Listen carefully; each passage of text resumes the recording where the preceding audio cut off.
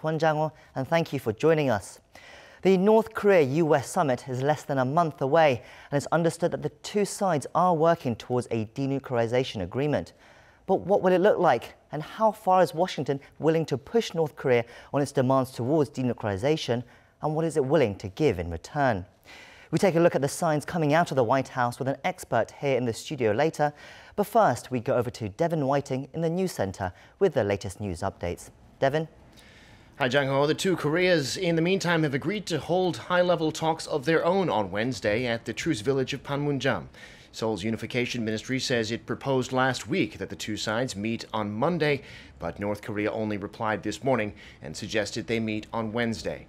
South Korea quickly accepted the proposal. Pyongyang is sending a 5-member delegation led by Lee Sun-kwan, the head of Pyongyang's Inter-Korean Affairs Committee. South Korea's delegation will be led by Unification Minister Jo Myung-gyun and will also be made up of around 5 members. Meeting for the first time since last month's summit, the two Koreas are expected to discuss follow-up measures to implement the Panmunjom Declaration, as well as schedules for inter-Korean military and Red Cross talks. And it looks like the North is taking some steps toward denuclearizing already. Satellite imagery shows that the regime has started to dismantle its Punggye-ri nuclear test site. According to the U.S.-based North Korea monitoring website 38 North, several key operational support buildings have been destroyed, and some rails for mining carts have been removed. Other more substantial buildings around the facility remain intact, and none of the entrances to the testing tunnels have yet been permanently closed. 38 North says this is likely because the complete destruction of the tunnels and the removal of facilities are scheduled to happen next week in the presence of foreign journalists. President Trump will be meeting this Friday with the Secretary-General of the UN, N.K Guterres. And with the North Korea-US summit coming up soon, related issues will likely be a major part of their agenda. Our Cha Sang-mi has more. U.S. President Trump is to sit down with the head of the UN, Antonio Guterres, in Washington this Friday to discuss global issues, including North Korea. The White House announced Monday local time that the two leaders would talk about the denuclearization of North Korea, the crisis in Syria, and other issues. The two are also expected to discuss UN reform. The statement said that the two leaders will also reaffirm the commitment of the U.S. to the United Nations and to improving the international organization's efficiency and effectiveness. The move is seen as Trump's attempt to boost relations with the UN ahead of the North Korea-US summit next month to help ensure the support of UN bodies like the International Atomic Energy Agency. There's interest over whether Trump and Guterres will talk about easing sanctions on North Korea or Pyongyang to completely dismantle its nuclear programs, a line mentioned by U.S. Secretary of State Mike Pompeo during his recent second visit to Pyongyang. Yet some experts say the meeting will rather cover more general issues. Cooperation is a must with the UN, but when it comes to lifting sanctions on North Korea, the decision is rather made by the United Nations Security Council. It just requires the approval of the 5 members, including the US, China, and Russia. The expert added that as for the independent US-led sanctions on the regime, it is Washington's choice whether to keep them or not. Also, with some people suggesting Trump is in the running for the Nobel Peace Prize, the expert said it is not much of a surprise that Trump is trying to mend relations with the top international diplomatic organization. Cha Sang-mi, Arirang News. South Korea's Foreign Minister Kang Kyung-hwa spoke on the phone Monday with her Singaporean counterpart Vivian Balakrishnan to ask for her government's cooperation on the North Korea-US summit, which will be held in the city-state on June 12th. The two agreed that the summit is a very important event for peace and for denuclearizing the Korean peninsula. Balakrishnan said Singapore will do its best to host the summit successfully, but also said that will require advice from South Korea, which hosted an historic summit on its own territory last month, and in terms of help with interacting with North Korea. Kang explained some of the preparatory work Seoul did for the Inter-Korean summit and explained South Korea's efforts for lasting peace on the peninsula. President Moon Jae-in has vowed to crack down on sex crimes. According to a statement from the Blue House in a meeting with his top aides on Monday, the South Korean president called for stern punishments for crimes involving hidden cameras, dating abuse, and domestic violence. He said the nation needs a change in how the authorities and the public view and handle such crimes, saying they're absolutely unacceptable and have no place in modern society. President Moon's remarks come in the wake of a recent scandal in which a female model illegally posted photos online of her male colleague posing nude at a local university art class, prompting a police investigation. South Korea's foreign ministry has denounced Japan's latest claim to the Dokdo Islands made today, which it called unjustifiable and said can only slow down efforts to improve ties. Japan's foreign ministry on Tuesday repeated its false claim to Dokdo in its annual foreign policy document, the Diplomatic Blue Book.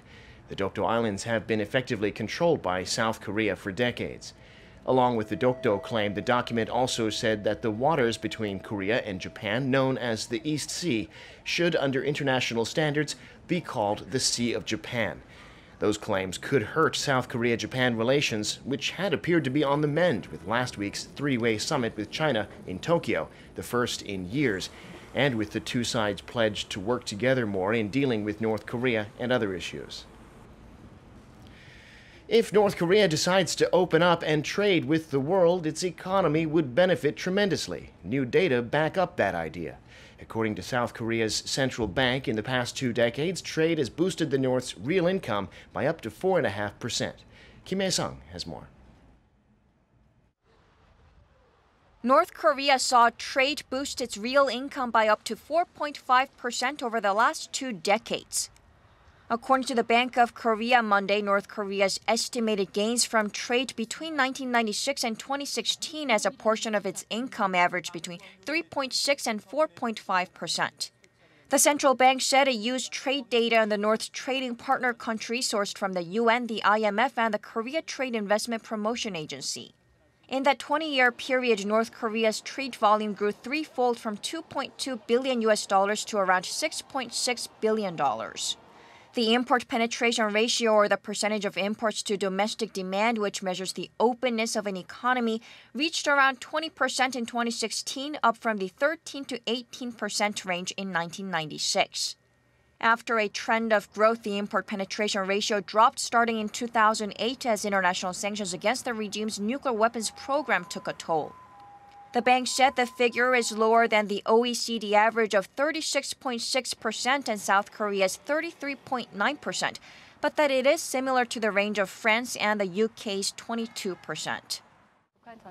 Trade with China, which accounts for 90% of North Korea's total trade, has been falling. International sanctions against Pyongyang were ratcheted up in 2016, making it really difficult for the regime to open up its economy. Given that the North is currently under tough international sanctions, the bank said these data show that North Korea's economy will benefit from trade, which will help boost its national income. Kim Hae-sung, Arirang News. I'm Devin Whiting, and those are your news headlines for this hour.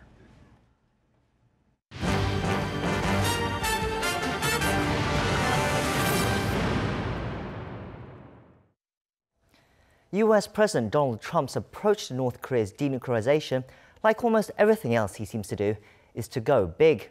In our next report, our Lee Seung-jae explains Trump's larger-than-life and seemingly off-the-cuff approach to diplomacy is his way of pushing through the denuclearization of the Korean Peninsula as quickly as possible. Baseball. It's America's pastime, a sport where swinging for the fences means putting all your energy into your swing, so the end result is a home run. It's also the same approach the American president has been going for, from his tax reform to international trade to foreign policy. President Trump's upcoming summit with North Korean leader Kim Jong-un is just the latest example of his go-big strategy. The high-risk, high-reward approach is what his advisors are saying helped produce results on long-standing issues, while his critics warn they could trigger dangerous repercussions. Optimists hope that in regards to his approach to North Korea, the reward will be great, and the end result is a quick denuclearization of the Korean Peninsula, and for North Korea, a massive economic boost that could help it one day rival that of the South. If North Korea takes bold action to quickly denuclearize, the United States is prepared to work with North Korea to achieve prosperity on the par with our South Korean friends. But will it work? while North Korea has called for a phased and synchronized approach to the dismantlement of its nuclear weapons program come June 12th in Singapore, President Trump may demand the program's immediate dismantlement, causing a rift in what seems like a clear path to peace. It's a race against time. If North Korea says it will dismantle its nuclear weapons program itself, it'll take a bit of time, but if the US decides to go in and dismantle it, it'll be a lot quicker. Will Trump hit a home run with his go big approach to North Korea? Will it lead to a quick denuclearization of the Korean peninsula, just like he hopes? Time will tell, but the historic Pyongyang-Washington summit will almost certainly show us the way the ball is flying. Lee Seung-jae, Arirang News.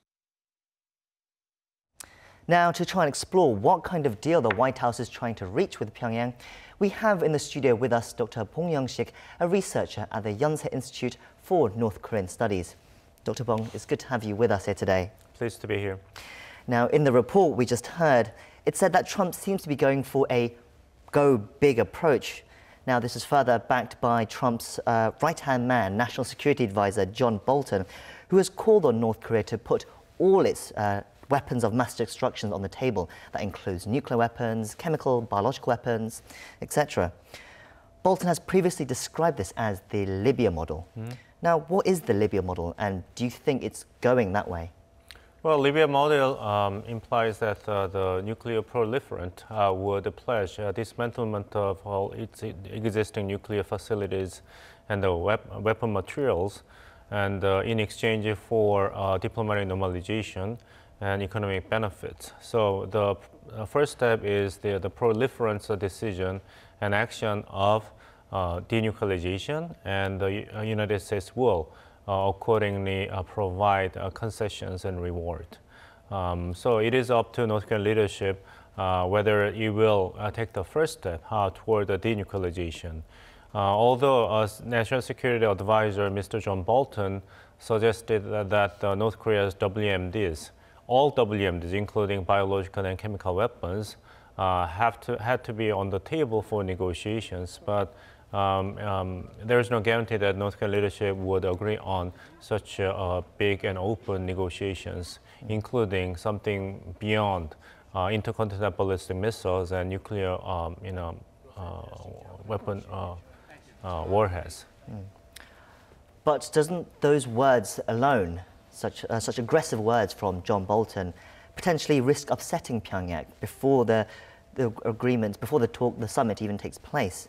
Or is it just a tactic to see how far North Korea can be pushed? Well, I guess it has both dimensions. As Mr.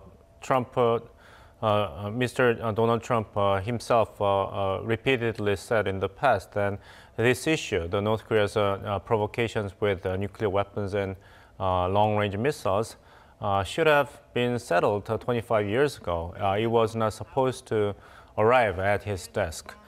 So going big and making huge demands for CVID, complete, verifiable, and irreversible dismantlement of all nuclear weapons and missiles that North Korea seems to have now, should be the major goal that the United States government is going to pursue. And unlike the previous engagement and negotiations between Washington and Pyongyang, this time and uncertainty do not favor North Korea, but favor the United States. Because as the early segment of this news program reported that North Korean economy has been transformed to more heavily dependent upon import of foreign goods, on par with France, about 20% of its GDP. So North Korean economy is as vulnerable as it has ever been to the pressure of economic sanctions. So North Korea cannot sustain itself if it fails to produce some breakthrough that will help lift at least some of the existing economic sanctions on itself. Otherwise, the North Korean system is likely to be cracking in the absence of any big deal with the United States on its nuclear weapons and missiles. So you're saying North Korea is actually quite serious about giving up its nuclear weapons? If being serious also means being desperate, yes, I would say yes. North Korea is serious about making a deal with the United States, because without making the deal, then North Korea's long-term survival is in a serious risk. But then this definition of denuclearization, Kim Jong-un has said he wants a phased and synchronous process towards denuclearization, and that he'll bring it up with Trump during the summit. But at the moment, the US's stance is saying that first, we want complete denuclearization. There is no step-by-step approach as such. How are they going to be able to resolve these differences then? Well, it should be settled and agreed between the two leaders in the upcoming summit meeting in Singapore on 12th of June. But you're absolutely correct that the United States government has repeatedly confirmed that it has no interest in synchronized and step-by-step manners for denuclearization of North Korea. So the midpoint that can be reached possibly between Washington and Pyongyang would be there will be like a couple of big steps between the current situations and the ultimate situation in which North Korea has completed denuclearization in a few big steps, and both sides would work together to shorten the entire process as fast as possible. But as I said, that North Korea is not in the driver's seat at this juncture. It is the United States that seems to have an upper hand thanks to the cumulative effect of economic sanctions, for which, for the first time, China has been on the same page with the United States. So the US stance does, on one hand, with John Bolton, seem to have a hardline, aggressive stance of denuclearization first.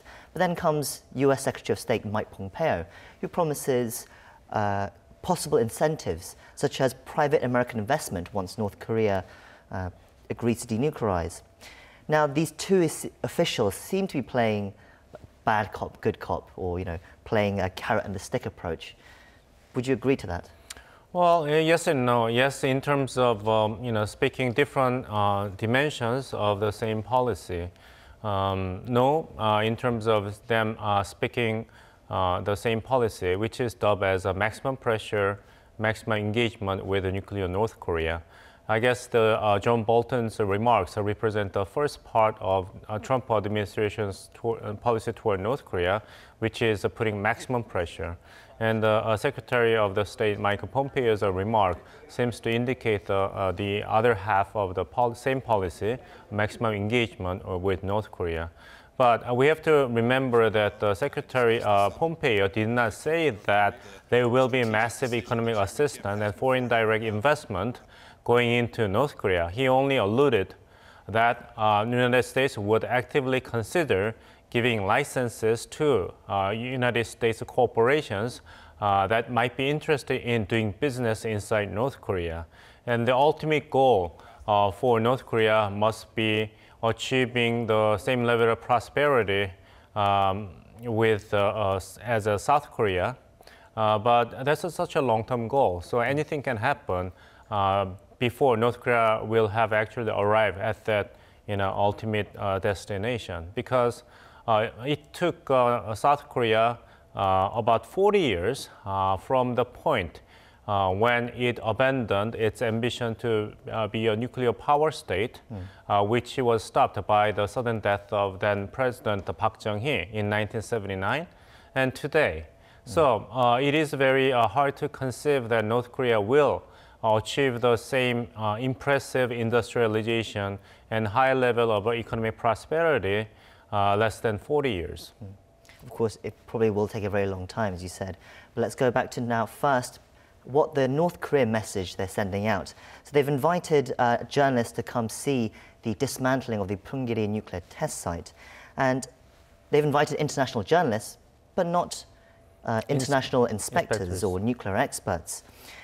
North Korea will have to let eventually inspectors in at some point, but right now it doesn't seem to be a good sign that they're not letting inspectors in for this dismantling of the test site.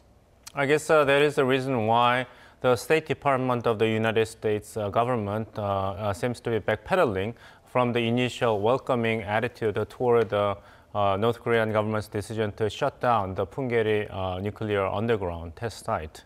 That although the President Trump initially tweeted that it is a very smart and gracious decision by North Korean leadership, but later the State Department made a very kind of a, hedging its bet, saying that although it's a welcoming development, but we would like to urge North Korean government to also invite professional inspectors, because we have to make distinction between shutting down and dismantlement of the nuclear facility.